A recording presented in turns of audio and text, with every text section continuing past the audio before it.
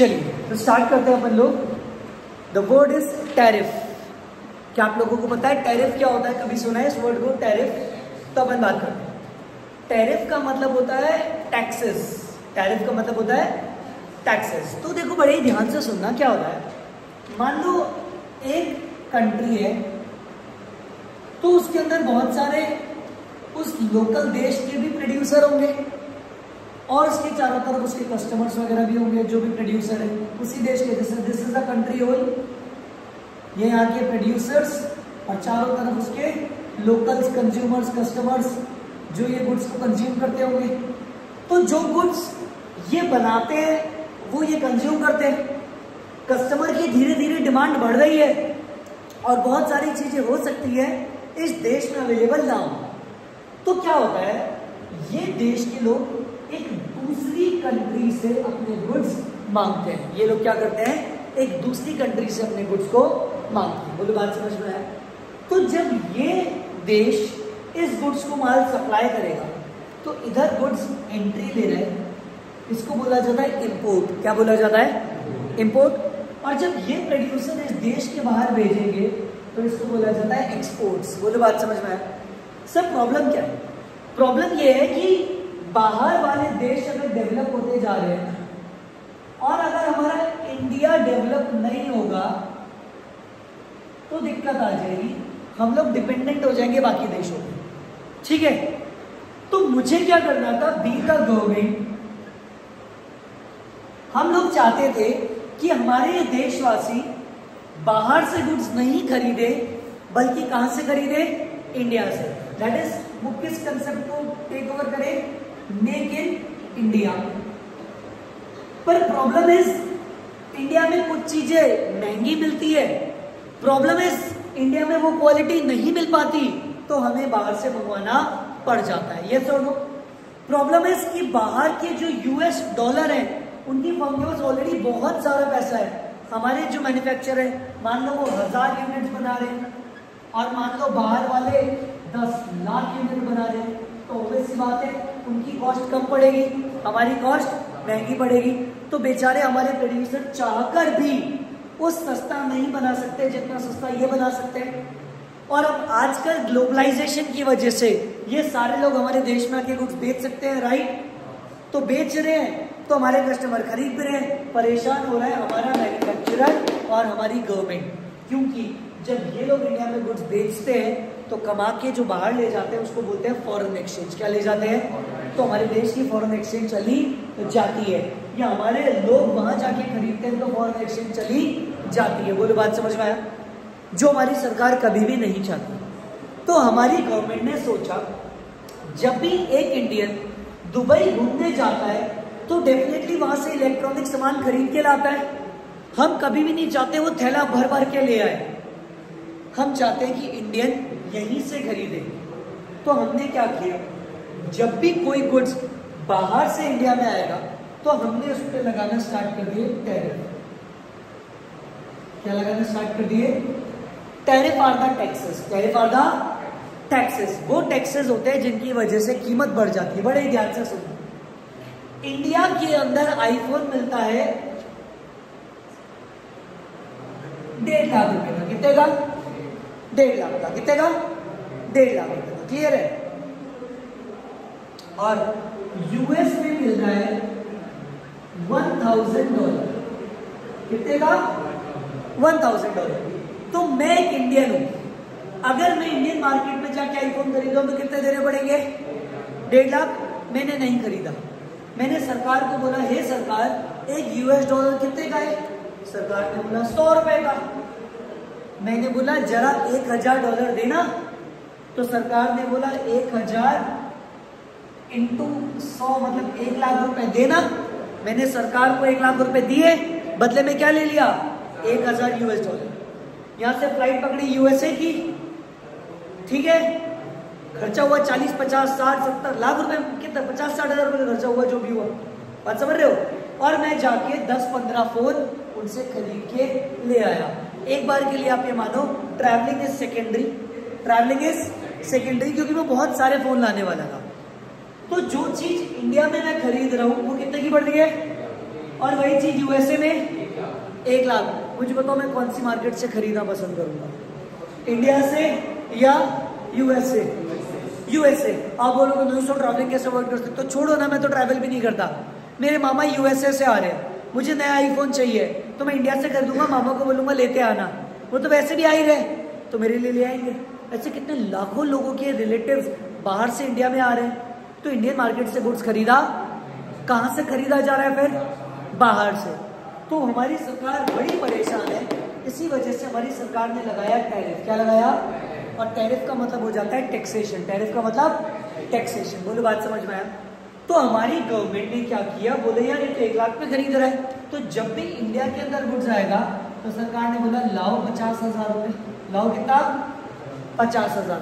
तो टोटल मुझे वही आईफोन कितने का पड़ गया? अब सुनो, विदेश से खरीदता हूँ तो भी 1.5 लाख, इंडिया से खरीदता हूँ तो भी 1.5 लाख। कहाँ से खरीदूं? ऑब्वियस सी बात है, घर में बिक रहा है तो घर से ही खरीद ले। अब तो मैं कहाँ से खरीदूंगा? इंडिया, क्योंकि दिल तो हिंदुस्तानी है ना यार। मैं थोड़ी चाहता हूँ वहां से खरीदना, बट मिलता सस्ता वहां से तो खरीद लेता हूँ, लेकिन अब कहाँ से खरीदूंगा? तो सरकार ने टैरिफ लगा के हमारी इकोनॉमी को बचाया। क्या किया? सरकार ने टैरिफ लगा के मेरी इकोनॉमी को बचाया। बोलो बात समझ में आया? तो this is the whole concept of tariff. और अभी अपन लोग पढ़ने वाले हैं टाइप ऑफ टैरिफ। क्या पढ़ने वाले हैं?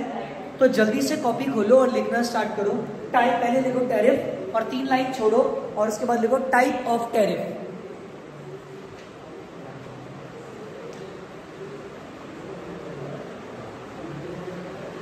टैरिफ के अंदर आप क्या लिख सकते हो? Tariff is also known as custom duties. Tariff is also known as custom duties. Tariff custom duties है। क्लियर है?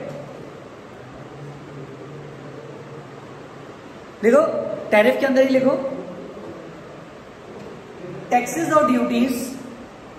टैरिफ के अंदर ही लिखो टैक्सेस और duties imposed on goods and services. Taxes और duty imposed on goods and services which are imported or exported, which are imported or exported, जिसको import किया गया है या एक्सपोर्ट किया गया है, उन गुड्स पे अगर कोई टैक्स लग रहा है तो उसी को क्या बोला जाता है? टैरिफ। बोलो बात समझ में आया? सबको क्लियर? ऑनलाइन सबको क्लियर? मतलब मैंने बताया जो भी टैक्स लगाया जा रहा है या तो इंपोर्ट करने पे या फिर एक्सपोर्ट करने पे, उसी को क्या बोलते हैं? टैरिफ। क्यों लगाया जाता है? ताकि मैं नहीं चाहता विदेश से गुड्स इंडिया में आए और मैं नहीं चाहता हमारा बेस्ट एग्रीकल्चर इंडिया के बाहर जाए, तो कभी कभार तो मैं एक्सपोर्ट पे भी क्या लगा देता हूँ? ड्यूटी लगा देता हूँ कि ये चीज इंडिया के बाहर मत भेजो, ये तो इंडियन के लिए होनी चाहिए। जल्दी से लिखो टाइप्स ऑफ टैरिफ। क्या लिखोगे? Type of tariff. बोलो बात समझ में आया? क्लियर है? तो बहुत सारे टाइप होते हैं, आपके एग्जाम में कोई सा भी टाइप पूछ सकता है, तो जब तक आपको उसके नाम याद नहीं होंगे आप उनके अंदर की चीज याद नहीं रख सकते। कम से कम 16-17 टैरिफ है। कितने हैं?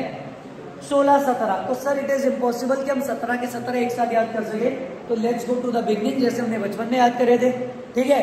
तो आपसे कोई भी पूछ ले क्या टाइप ऑफ टैरिफ, क्या है पूछ ले आपसे? Type of tariff. तो बस एक ही आंसर देना जो आप बचपन से पढ़ते आ रहे हो। क्या ABCD पढ़ी है? तो A B C D E F ये याद कर सकते हो? इतना तो याद कर सकते हो? कोई भी पूछ ले कि टैरिफ कौन कौन सी है तो आंसर क्या दे दोगे? A B C D E F। और यही मैंने आपको टिप्स दिए। क्या दिए? यही मेरी आपकी टिप्स है कि आपको ABCD से याद करना। मैंने आपको क्या टिप दी है कि आपको याद कैसे करनी है? ABCD से। बोलो क्लियर है? तो जहां पर भी आपने लिखा है टाइप ऑफ टैरिफ तो उसके ब्रैकेट में लिख दो ABCDE, उसके बाद TIPS। बोलो क्लियर है?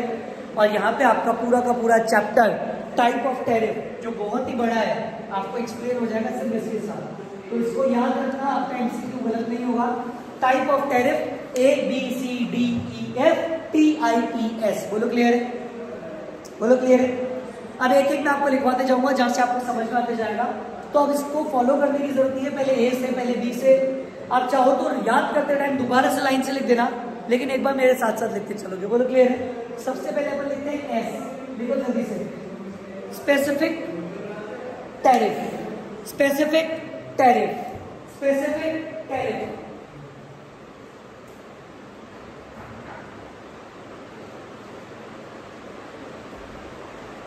जल्दी लिखो एस से स्पेसिफिक टैरिफ। क्या लिखा? अब देखो स्पेसिफिक टैरिफ क्या होता है, जो फिजिकल यूनिट्स पे लग रहे हो। जस्ट एक एग्जांपल सुनो सुनो, अब मेरी एक बात सुनो। I am in the centre, आपको ये सेंटर दिख रहा है, ये वाला सेंटर दिख रहा है। अगर मैं इसके इधर हूं तो ये इंडिया है, और जब मैं इसके इधर हूं तो ये रेस्ट ऑफ द वर्ल्ड है। बोलो क्लियर? अभी मैं सेंटर में हूं, बॉर्डर पे हूं, अब मैं कहां पे आ गया? Rest of the world.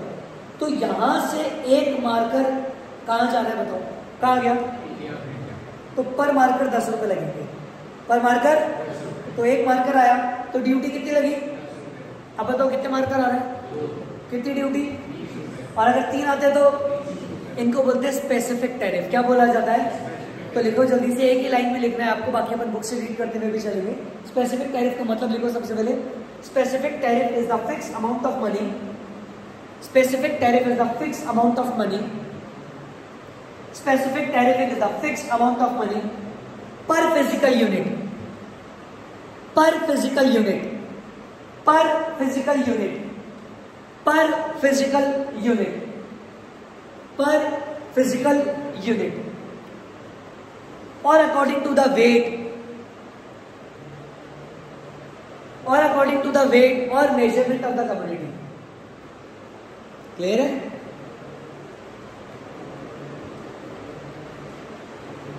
For example अगर आप एक साइकिल ला रहे हो तो 1000 रुपए लग रहे हैं, 2 साइकिल ला रहे हो तो 2000, 3 साइकिल ला रहे हो तो 4 ला रहे हो तो ऐसी को क्या बोलेंगे? Specific tariff. बोलो क्लियर है? मैंने आपसे पूछा टाइप ऑफ टैरिफ, तो आपने आंसर क्या दिया?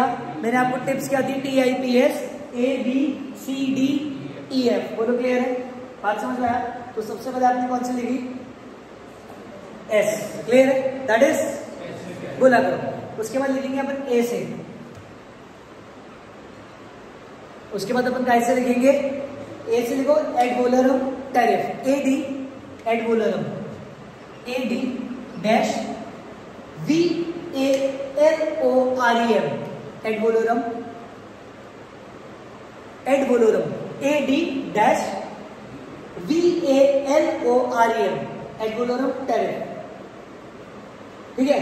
देखो इसके अंदर when the duty is levied, when the duty is levied, when the duty is levied as a fixed percentage, when the duty is levied as a, क्या बोला मैंने?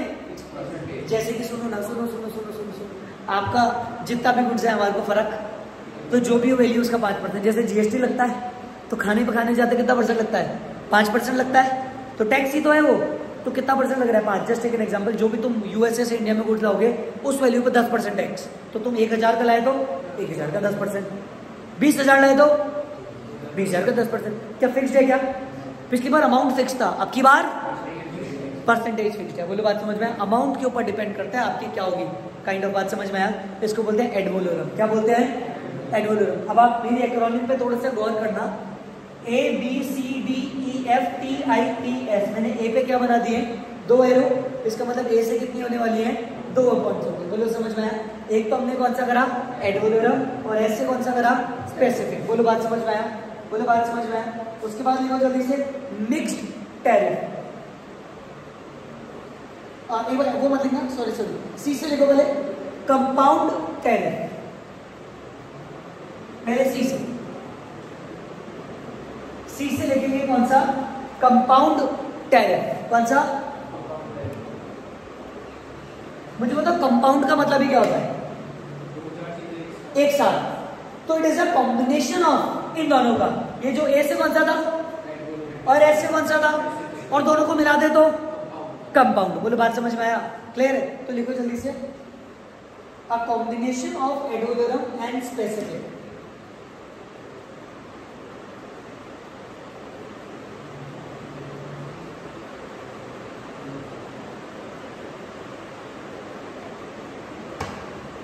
क्लियर है? For example duty on cheese, duty on cheese at 5% ad वोलोरम,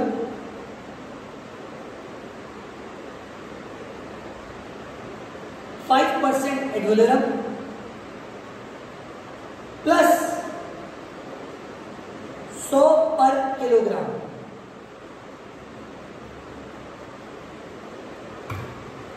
मतलब जितनी भी आप चीज ले रहे हो उसके ऊपर 5% तो लगेगा, और हर केजी के हिसाब से कितना बढ़ता जाएगा। जैसे मैं 2 केजी चीज ले रहा हूँ तो चीज की वैल्यू है 20,000, तो 20,000 का 5% प्लस कितना केजी है, 2 केजी है तो 200 रुपए। 5 केजी ले रहा हूँ तो 500। तो दिस इज द कॉम्बिनेशन किस किस का, एडुलरम और, बात समझ में आया, क्लियर है, बात समझ में, कितने हो गए आपके 3। देखो मैंने तीनों को पहले इसलिए पढ़ाया ताकि आप तीसरे को समझ सकते हैं, अदरवाइज मैं बाद में पढ़ाता ना तो समझ में नहीं आता। तो SAC पढ़ लिया अपन ने, S से कौन सा पढ़ा, फिर A से एडुलरम, C से कौन सा पढ़ा, कंपाउंड।